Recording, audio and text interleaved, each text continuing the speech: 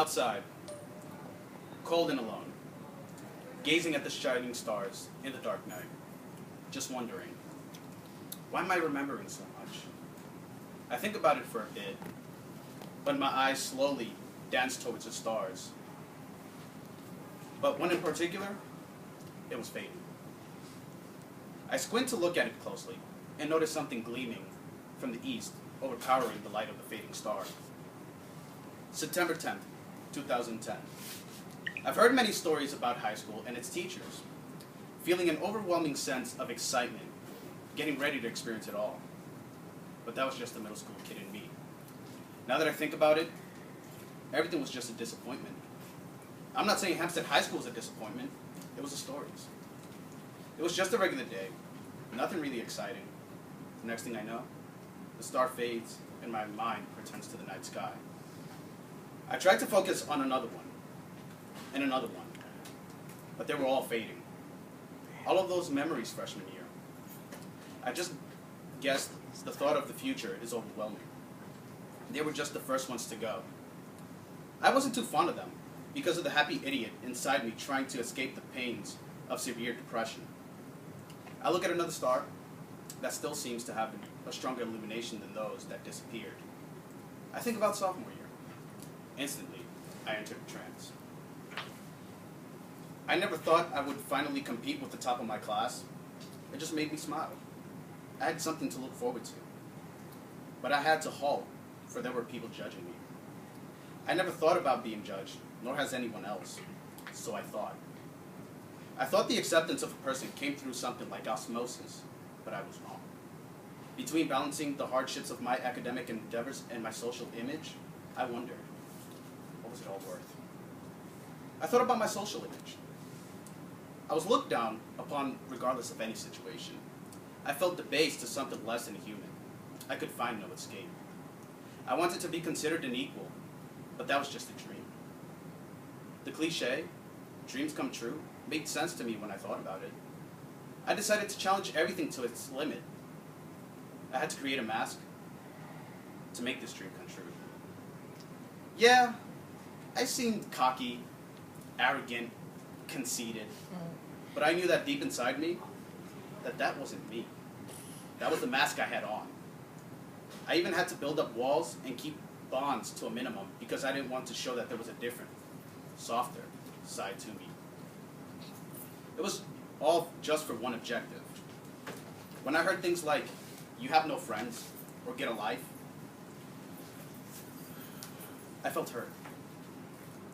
It was a thought that resounded continuously within my mind. All I could do was just smile and make witty remarks.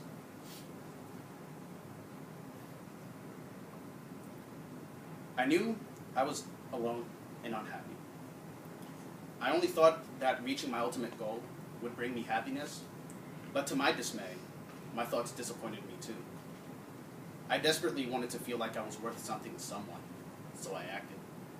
My grades in school started to fluctuate because I thought I could gain respect that way, but I was wrong.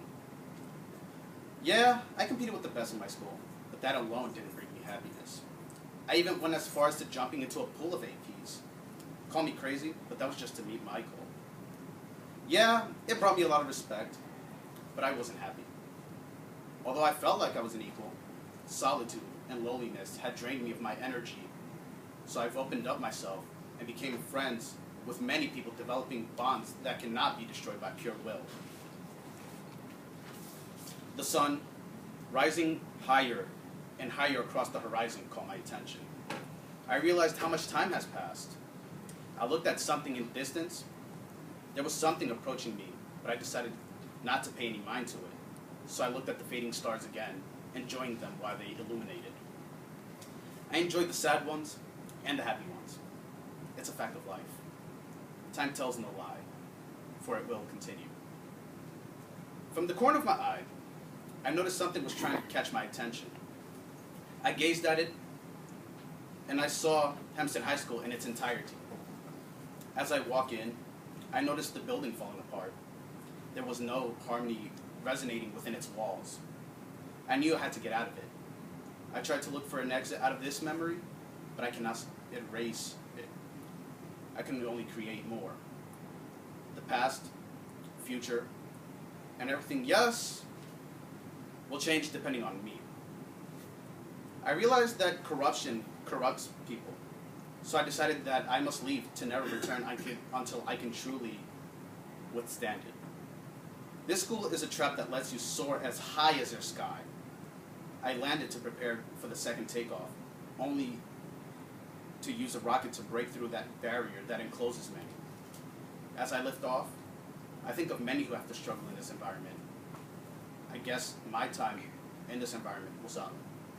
Everyone else has to fulfill theirs and gain something from it. My mind blanks again. It blinks again, over and over, showing me fading faces. I look up towards the illuminated sky again, and almost all of the stars were gone. I felt some sort of emptiness, since those fading faces were of those who I used to know. I've seen right through facades. My maps helped me see right through people in the process, and I learned a lot about them. It's what helped me keep my distance, becoming my advantage. I became skeptical of many people despite their potential to become great friends. And I quote, "I'm an optimistic cynic." But that's life. My mind stops to look at a star. It happened to be bigger than the rest. It had a nice, warm feeling to it. I saw a crowd of people. I noticed something. I noticed smiles on all of their faces, as if I had done a good deed. And then I remembered. All of the people who were smiling at me were the ones that I've helped in many ways. I never really sat down to think about how many people I helped. I mean, I do recall one conversation with one of my secret admirers. Yes, I have people who have crushes on me too. She made me realize that I was an altruistic person, giving up my time to help others. From her alone, I had a list of things that I've done. Then I think about the rest of the people I helped. I looked up and realized so much time has passed that I had almost forgotten about the good things in life. Then, I notice in the distance, I see 5 people approaching me as I look up to the sky, as the stars disappear. They all approach me, and each and every one of them said something to me. First came Denis the Menace, and he said, "Don't be afraid to be immature. It's nice to be in touch with your inner kid. Many people found that I can be immature at times.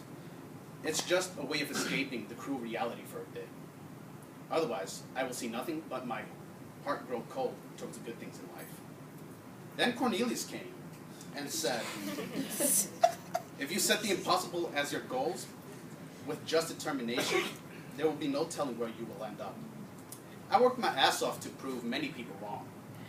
Even the ones who were closest to me had the greatest doubts. Too bad. I was the wrong person to doubt. Never underestimate a person. They can do great things."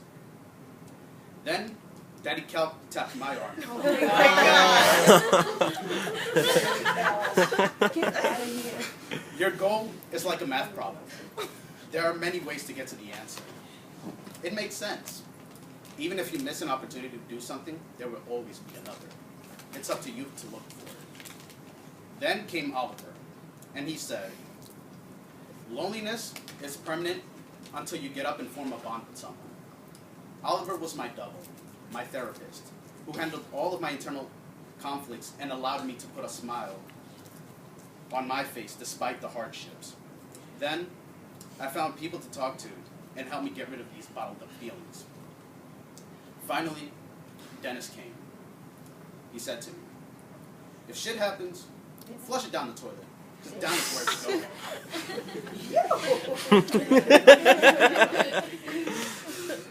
It was the solution to everything. Just go with the flow. There's nothing to stop a person from achieving goals, except God, of course. I look up at the sky, and I see that one star remains. The sun is shining, and the sky is almost blue. I see graduation getting ready to become that last star. That's about it. Soon, the sky will be clear with only the future to look at. Until then, I will just gaze at the sunrise from the hills of Ithaca. Hey.